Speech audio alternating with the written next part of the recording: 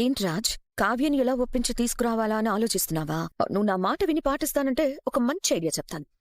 ఏంటత్తయ్య అది? కావ్యకి విడాకులిచ్చేస్తా అని చెప్పేసాయి. ఏమంటున్నారు అత్తయ్య? విడాకులు ఇవ్వడం ఏంటి? ఏం మాట్లాడుతున్నారు అసలు మీరు? ఇవి నిజమైన విడాకులు కాదు రాజ్.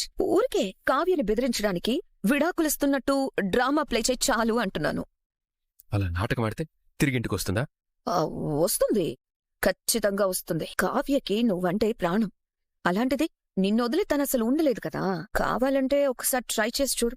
ఎలా భయపడి నీ వెంట పరిగెత్తుకుంటూ వస్తుందో నీకే అర్థమవుతుంది.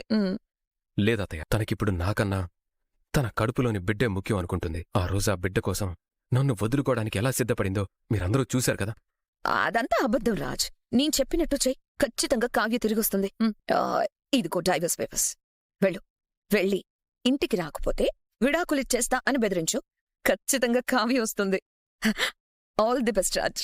నా కూతుళ్ళు ఆ ఇంటికి వారసుల్నిస్తున్నారని తెలియగానే తండ్రిగా నేనెంత మురిసిపోయానో తెలుసా? నా కూతుర్ని ఏకంగా మీ ఇంటికి మహారాణినే చేసేశారు.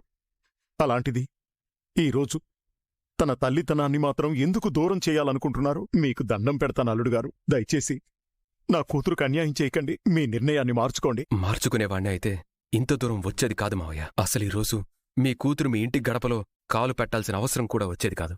మరి అన్నీ తెలిసి కూడా ఎందుకు చేస్తున్నావు బాబూ? క్షమించండి మావయ్య, ఆ ఒక్కటి మాత్రం నేను చెప్పలేను. నా కారణాలు నాకున్నాయి. చెప్పాను కదా నాన్న, ఆయన మాట వినరని. ఆయన మొండితనమే ఆయనకి ముఖ్యం. ఆయనతో మాట్లాడి ప్రయోజనం లేదు. పదండి, మనం లోపలికి వెళ్దాం. కళావతి, నిన్ను తీసుకెళ్లడానికే నేనొచ్చాను. నేను రానని కూడా చెప్పాను కదండి. పదండి నాన్న, మనం లోపలికి వెళ్దాం. ఒక్క నిమిషం. అయితే దీని మీద సంతకం పెట్టాడు. ఏంటది? విడాకుల పేపర్లో. నాతో కలిసి ఉండడం కంటే నీకు నీ బిడ్డే ముఖ్యమైనప్పుడు ఇక మనం కలిసి ఉండడంలో అర్థం లేదు. నీకు నీ బిడ్డ కావాలంటే ఇందులో సంతకం చేయి. నేను నా దారిని వెళ్ళిపోతాను.